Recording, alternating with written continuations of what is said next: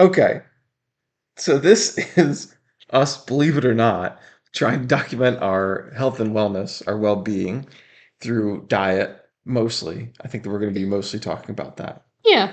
So, um, I guess we can start with how our interest in health and dieting and wellness, where all that stems from. Okay. So, how about I start with I was always interested in the ketogenic diet, the intermittent fasting. Carnivore diet is now what I'm interested in, but it kind of all stems from, I think at least, when I was in high school, I was a wrestler. So, and if anybody knows high school wrestling, they know that it's very strict eating schedules, very strict workout schedules, very very strict. Trying to lose as much weight as possible to the point of it being unhealthy, Yeah. essentially. Um, and I think that that's kind of where my body dysmorphia journey started. um, I dated a guy once that was in wrestling, and um, he would wear those like sweatsuits, and then put like tinfoil or something, or that wrap themselves in a plastic trash bag with something. Yeah, yeah, yeah, yep, yep. it's Sauna ridiculous. suits, trash bags, all that good stuff. Yep, wasn't me. That's not who you're talking about, and I also never did that. Although I remember during Hell Week for wrestling, we did have to run a 5K before practice.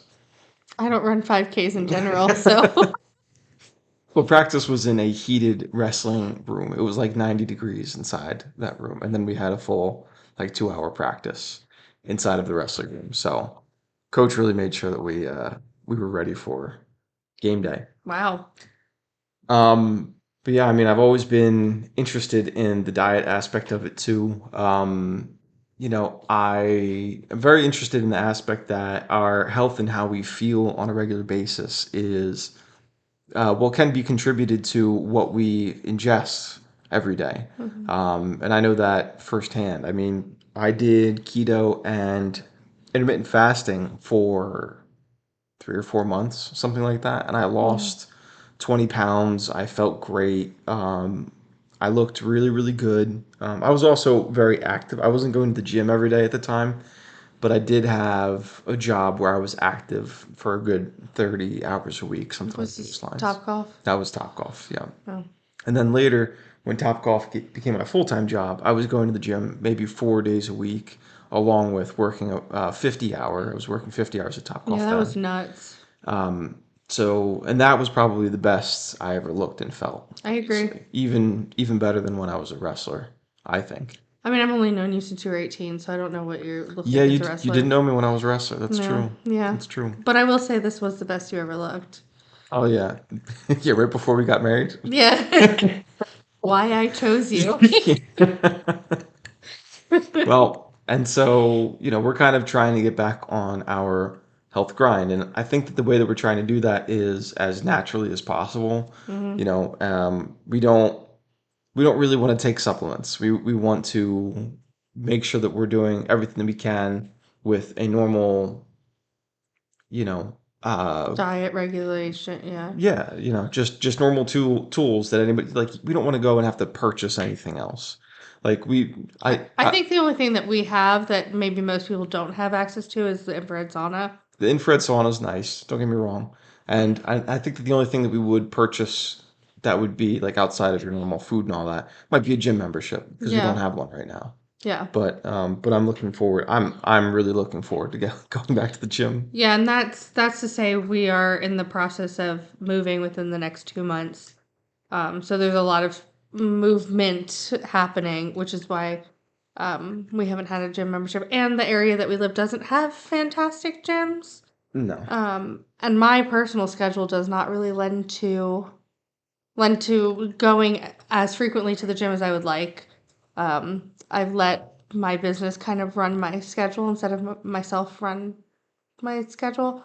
Um, so that's part of the reason that I think, really interested in this stuff is more for my mental wellness. I mean, my physical wellness is very important to me too. Um, but the way I feel day in and day out with my mental health is very important. Yeah, and I think that we're both really interested and excited to see how our diet affects not only our physical well-being, but also our mental well-being. Because I Yeah. think that you can have better mental clarity Yeah. with the right diet. Well, and I think the two go hand in hand. When you're not feeling good about yourself physically, your mental health's not as good. And when your mental health's not as good, you don't feel good about yourself physically. And so you just don't take care of yourself. It becomes a vicious loop cycle, which I definitely was stuck in. Right. And also, with that being said, I feel like more physical activity and better physical activity also helps with mental clarity Hmm. and thought as well. Just overall. Yeah, and I think the things that got me started back from feeling in a rut was taking very small steps. Like I have a mini trampoline, and just doing the mini trampoline. I don't do it as often as I'd like, but even the few times that I was doing it more often, I really think helped with um, my lymphatic system and helped boost my metabolism and just kind of like help that slow movement of get going again. Yep. And just small steps to make changes really helped me. Um, Yeah, and I think those small steps are eventually going to lead into yeah, larger steps and jumps in yeah. our personal health, Because I think people think that they have to go all in and they don't. Um, especially not starting out. yeah, or if you're in a place where, like I was, my mental health wasn't good. My mental health wasn't good. I didn't feel good. I was extremely exhausted. Um, and I think that if I had really started like full in working out, then I would have felt worse because I would have made myself feel worse by doing too much, by overexerting myself. And it's sort of creating a balance between the two of like not doing enough and not and doing too much. Yeah, sure. So, and I think as women, we automatically always do too much. So I like the slower pace to life that I've been able to Is that why women have. like yoga more? Is that? That might be it. But Yeah. yoga's also more exerting than people realize, because it's a lot of body weight movement. Same as Pilates. There was someone on TikTok that I was watching. I don't know who, but they had their husband do like a Pilates class with them, and he was pouring sweat, and she was like, "I felt nothing." What was his back like? Was he an athlete? Was he No, a he was pretty lifter? fit. No, Yeah, he like okay. they went to the gym every day and she would go do her own thing and he would go lift weights. Oh, okay. And just one And day he joined her joined her for the and did. Pilates Okay. class That's interesting. and he was like shaking halfway through the Pilates class. Because it's actually more physically exerting, but um, I think I think we can take it at our own pace maybe better. I'm not sure why women like Pilates and yoga more. I think that's interesting. I mean, there are some guys who like Pilates better. I think there are also Pilates that are centered and specific to certain kind of sports too, right? So Yeah. I've seen Pilates specifically for golf before. I've seen guys doing, and a lot of it is movement based, right? Yeah, So well it's yoga not is really good for like football players right, right, and it's all kind of that and dance. dance too. Apparently, ballet is fantastic for football There was players. a movie about that. I think It probably was with Adam Sandler. no, I think The Rock was in it. Oh, you might be right. I think that there was a movie about I forget the name of the movie, but I vaguely remember that. But I could also see how movement based activities that aren't just literally pick things up and put them down, could also make you you can laugh at me, that's fine. Can also make you a better athlete. I remember watching an interview with a baseball player named Ronald Acuna, who was the MVP last year for the National League. Somebody asked him like, "Oh, like how much can you bench press?" And he goes, "I don't know. Like I'm not really sure." Oh, you don't bench? No, you hit 30 home runs last year. Yeah, yeah. I don't know I don't know how much I bench press. That's It's like it's interesting. not necessarily you know your capacity in a weightlifting standard that translates to performance in a movement based sport like that. Yeah. So, I know that golf is the same way. You clearly don't have to be the biggest guy to hit the ball very, very far. And a lot of it is, for golf at least, a lot of it's technique. But Now that you say that, that might be why women like Pilates and yoga more because it's long and lean, it's limber yeah. instead of weight building. Hmm. Or weight training, which weight training is excellent for women too, but I think that that's why Pilates and yoga is so popular because it's about creating a long, lean body rather than. Which makes sense, and yoga and all that is very closely related to calisthenics. I Hmm. also remember seeing one time two guys who were pretty similar build. I think the calisthenics guy was a little bit smaller, but there was a guy who was a heavy lifter and a calisthenics guy, and they're both pretty buff. They're both pretty Hmm. big guys and very lean too. And the heavy lifter couldn't do a muscle up, which is like literally just pushing the bar down and bringing yourself up. And the calisthenics guy did like 10 in a row, just like Wow. crank them out. Well, that kind of makes sense. But it's also because, I feel like the heavy lifter doesn't do those motions Yeah. all the time, and the calisthenics guy does. But, in a practical sense of what you would use in the real world, Yeah. it seems more likely, excuse me, more likely that the calisthenics guy doing the muscle up would be a much more important skill if needed than the heavy lifter. But In case of apocalypse, yeah, do yeah, muscle ups. exactly. Just trying to run away from the zombies. I could see how a muscle up would be more important than being able to lift 500 pounds. Yeah, But you got to get over that brick wall in order to yep, that's it. escape the zombies. Yeah, got it. So what about, we didn't really talk about your background, but your background comes from a very holistic wellness Mhm. kind of space, right? Yeah, so mostly, so I own a spa. I've been a massage therapist for 6, 7 years now. I lived in Bali for a little while at a wellness center. And I have been interested in health and wellness most of my life.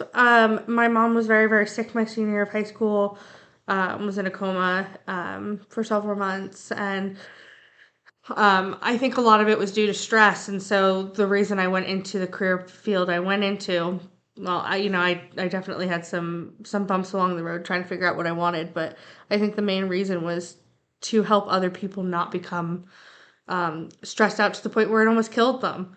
And so I've always been interested in that. And there was a huge period of time when I lived in Richmond, when I was going to massage school and when I went to college, where I was really into learning about supplements and stuff like that, and how they affect us. And I was really big into medicinal mushrooms. I think medicinal mushrooms, reishi and chaga and that sort of thing was super cool. And that was kind of what I studied when I lived down there. But I love herbs and natural, anything natural.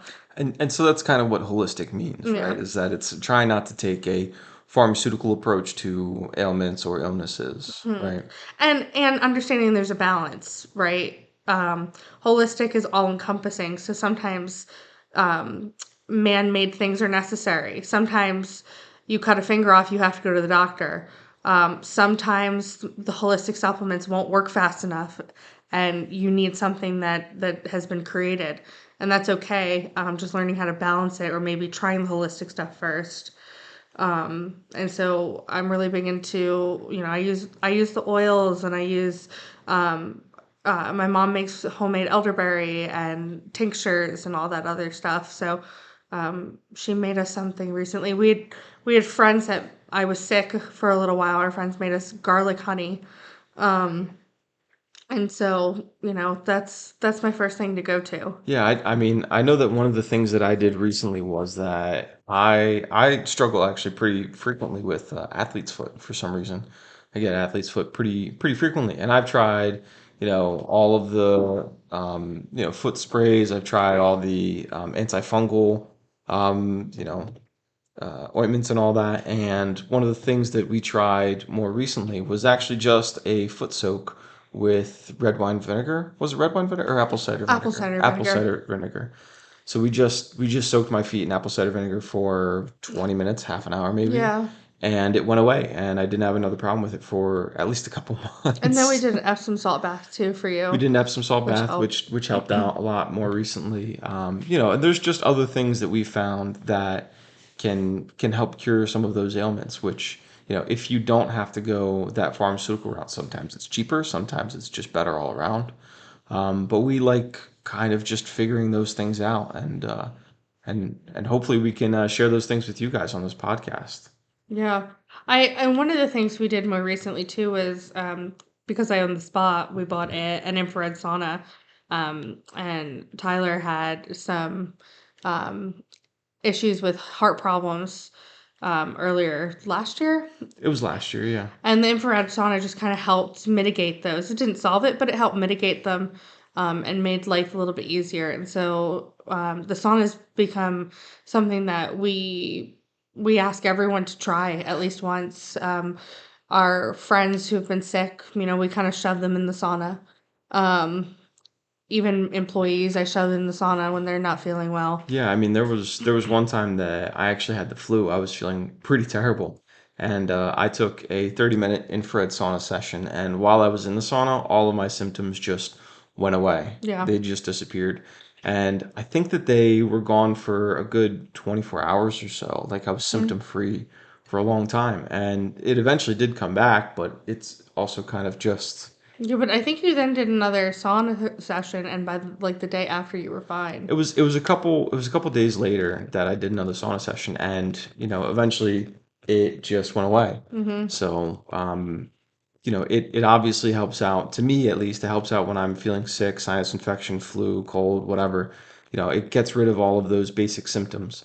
But also from a cardiovascular standpoint, it is supposed to help out with your cardiovascular health. There's a lot of people who, well, there's a lot of studies rather Mm-hmm. that show that people who do infrared saunas regularly are much less likely to die from cardiovascular related Mm-hmm. diseases, illnesses, so on and so forth. Yeah. Yeah. So if you have an infrared sauna near you, have access to one at all, I highly recommend it. Yeah, yeah, definitely. So hey, how about we talk about the things that we're going to be trying to implement, in the next couple weeks. Sure. Then we're recording this podcast to keep us Accountable. accountable for what we're trying to do. So I think I said earlier that I was interested in the carnivore diet more recently, and that's what I'm going to be moving towards. I'm going definitely animal based, definitely keto again. There's going to be some vegetables here and there, at least I think for the next couple weeks while leading up to it. I started this meat-based thing probably about a week ago. Mm-hmm. And one of the things that anybody who's going into carnivore or even keto can tell you is that the first week, couple weeks, your stomach can feel pretty terrible. My stomach has felt pretty bad the past couple days.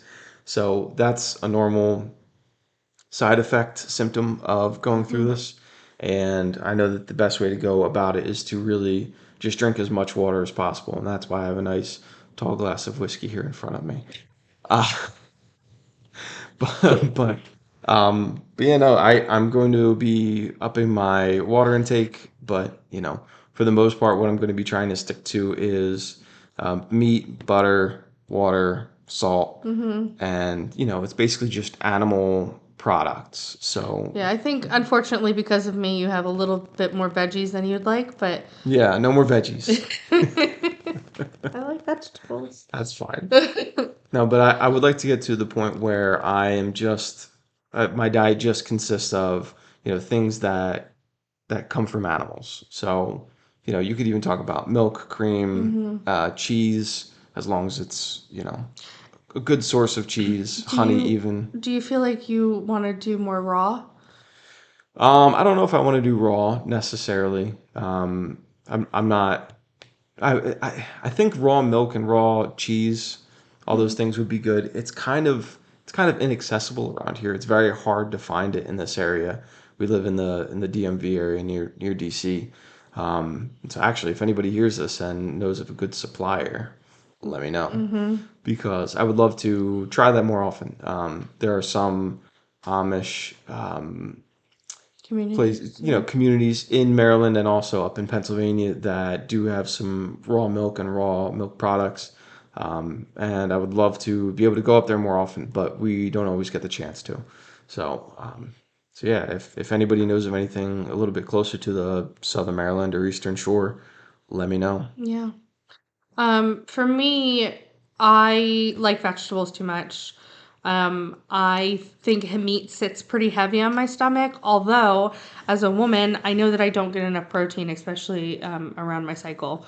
So one of the things that I'm doing is definitely trying to eat more meat with Tyler, but I also feel like I want to eat a little bit later, especially since we're coming in on summer.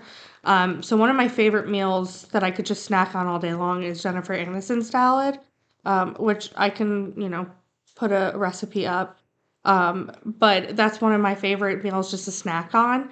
Um, and you can make that with bone broth, which will be good for collagen. It'll be good for um, supplementing a little bit more protein in your diet. Yeah, and the way that you do that is that there's couscous that we put in there. Yeah, And when you go to boil it to make it, you just put in bone broth. instead of water. Well, either instead of water or along with water, Yeah. and the pasta actually absorbs it. Yeah. So that's something that we've been trying to do a little bit more frequently anyway, whenever we have a pasta or a grain. Yeah. And then magnesium at night, just for better sleep health. Um, that's I think something we're both trying to do. Um, my sleep is super important to me because I'm massaging people all day long. And when I'm not massaging, I'm running a business. And so, It takes a lot out of you. yeah, mentally, physically, it takes a lot out of me. So, definitely better sleep health.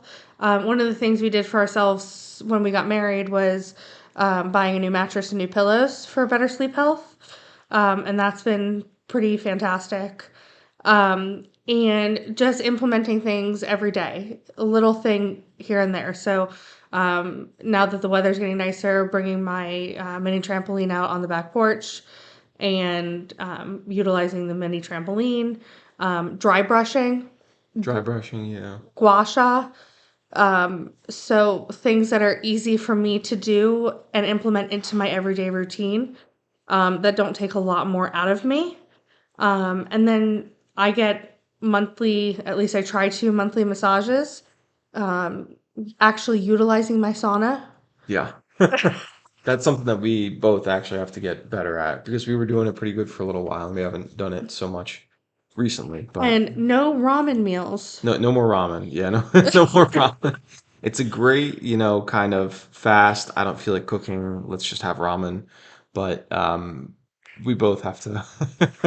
I like ramen a lot, and Yeah. it's just something that I obviously can't have with the meat-based diet. But I can So feel it on my bones when I eat ramen. yeah, Like I can feel the weight of the sodium and all the crap that's in there literally in my muscles, in my bones. yep, And it makes me useless to my clients. yeah. So, Yeah, I mean, you actually had some ramen for lunch, and we made it with the bone broth. We boiled it yeah. with the bone broth, and you said it actually didn't affect you as much this Yeah. time. And I think it's because there's actually some beneficial stuff in there for you rather than Yes. just the noodles and the broth. Yes. So, But also remembering, like, if you do have a meal that maybe literally sits heavier on your bones and your muscles, to have things surrounding it that are better. So, like this morning, eggs and protein, and this evening we had broccoli and burnt ends. So,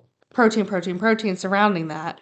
Um, so, just because you make one poor decision doesn't mean all your other decisions have to be poor for that. right. And also if you do follow a very strict diet like keto or carnivore or whatever, and then you fall off, you make one mistake, you eat one thing, you have a beer, whatever.